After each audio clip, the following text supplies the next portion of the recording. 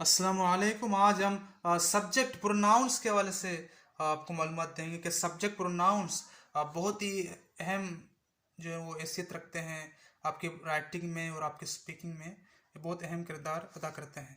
यहाँ पे हम आप देख सकते हैं कि सब्जेक्ट प्रोनाउन जो बुनियादी हमारे पास सब्जेक्ट प्रोनाउन होते हैं 7 होते हैं। I, you, we, he, she, it और दे।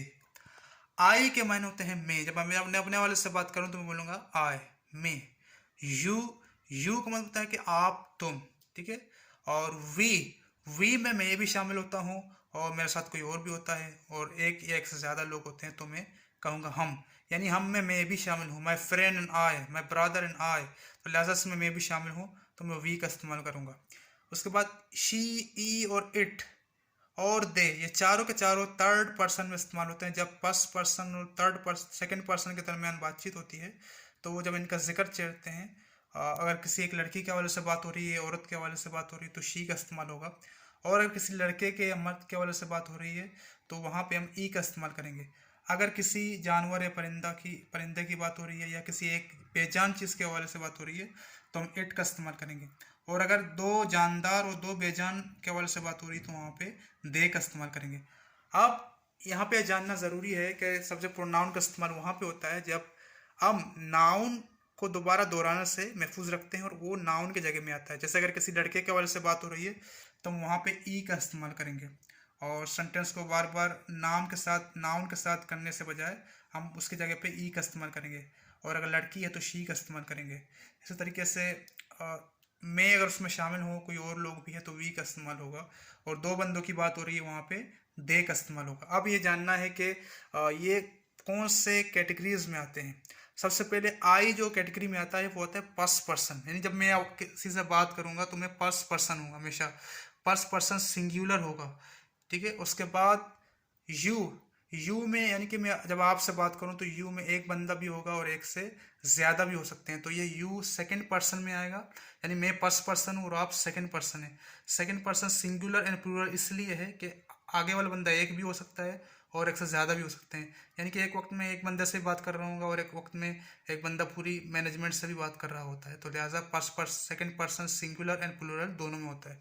उसके बाद वी में हम, यानी वी में मैं भी शामिल होता हूँ। यानी मैं और मेरे साथ एक या एक से ज़्यादा लोग होते हैं और यहाँ पे ये फर्स्ट पर्सन ही होता है। फर्स्ट पर्सन इसलिए होता है क्योंकि उसमें मैं भी शामिल हूँ और फर्स्ट पर्सन प्लूरल में ही आता है क्योंकि हम एक से ज़्यादा लोग हैं।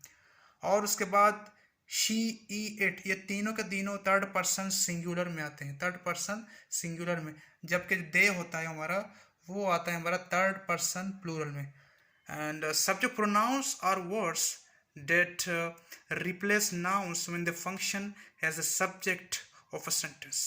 यानी कि अगर ये जो सब्जेक्ट प्रोनाउन है ये नाउन की जगह में आते हैं जब ये किसी भी जुमले में सब्जेक्ट के तौर पर काम करे। जैसा कि आपको हम आगे एग्जांपल्स बताएंगे। यहाँ आप देख सकते हैं कि instead of saying John is a teacher and John loves to help the students.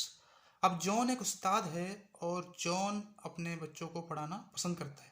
अब यहाँ नीचे अगर हम देखें जॉन इज अ टीचर, दोबारा जॉन लिखने के बजाय हम क्या लिखते हैं, he loves to help the students.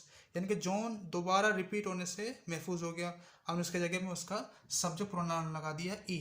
E loves to help the students. इस तरीके से हम आपको और भी मिसालात देते हैं। अब इन मिसालात की तरफ जरा देखें। री राइट द अंडरलाइंड वर्ड्स, यानी कि जो अंडरलाइन वर्ड्स हैं उनको दोबारा लिखिए with subject pronoun. Subject pronoun में आपको बताया कौन कौन से होते हैं। यहाँ पे लिखा हुआ है रानी इज अ नाइस टीचर। अब रानी एक लड़की का नाम है तो रानी की जगह में मैं सब्जेक्ट प्रोनाउन लिखूंगा जैसा कि सवाल में बताया गया है।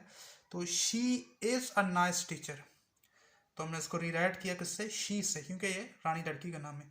My friend and I R cricketers, यानी मेरा दोस्त और मैं, अब इसमें मैं शामिल हूँ तो लिहाजा मैं क्या बोलूँगा, वी, यानी कि हम क्रिकेटर हैं, वी आर क्रिकेटर्स। ठीक है, जानना बहुत ज़रूरी है। अहमद एंड उस्मान, इसमें मैं शामिल नहीं हूँ, दो बंदों के हवाले से बात हो रही है तो लिहाजा they are sitting on a sofa, तो ये रिप्लेस हो जाएगा दे से। जैसे कि यहाँ पे लिखा हुआ माई कैट, मैंने बताया था कि जानदार भी हो सकता है उसमें, जानवर परिंदा, लेकिन उसमें इंसान नहीं हो सकता। और किसी एक बेजान चीज़ के वजह से बात होगी वहाँ पे इट आता है। तो माई कैट ड्रिंक्स मिल्क, यहाँ पे मैं लिख दूंगा इट ड्रिंक्स मिल्क। तो उम्मीद करता हूँ कि आप सब्जेक्ट प्रोनाउन और उसका इस्तेमाल काफ़ी हद तक बुनियादी जो इस्तेमाल है वो समझ चुके हैं। Thank you so much.